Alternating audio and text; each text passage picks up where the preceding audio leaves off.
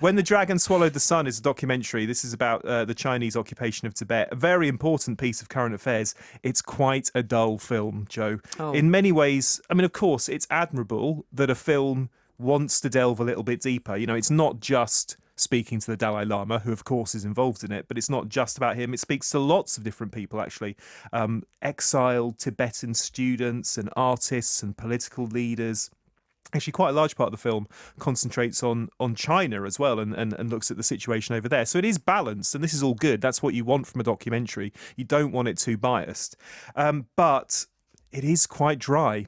It is exhaustive, but it's also exhausting to watch. And over a couple of hours, the intricacies of the situation get more and more confusing and more hopeless, and you are left thoroughly depressed. Obviously, it's an incredibly serious situation, but I think even with a serious topic, from the audience's point of view, you have to be engaged by what's on the screen. Of course. That's the point.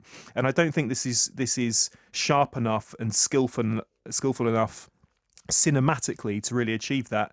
For starters, I mean, it's I think it was made 2 or 3 years ago, and a lot of it focuses on the Beijing Olympics of 2008, which, I mean, is fine, but we've had another Olympics since then. It doesn't feel quite as urgent and quite as relevant as it did a few years ago. It's also advertised, if you look at sort of the posters for it, it says featuring Richard Gere, Desmond Tutu. Of course, you have to have Richard Gere in it. And actually, there's about a 3-minute bit of film from when Richard Gere did a rally in San Francisco, and that's it. So you could say with Lovelace, Bob Hope's in it. Right, because it's, yeah, it's a tiny little news section where Bob Hope is in it. I mean, actually, the Desmond Tutu bit is amazing because Desmond Tutu comes onto the stage and basically does a stand-up routine. I mean, he is hilarious. He absolutely steals it. But, I mean, there is a point to that because he makes really important points about a really important situation, but does it in an engaging and occasionally light-hearted way. And that was amazing when he did that. The rest of the film, I think, could learn a lot from his performance because it is pretty heavy going. I mean, the soundtrack, again, great soundtrack. You've got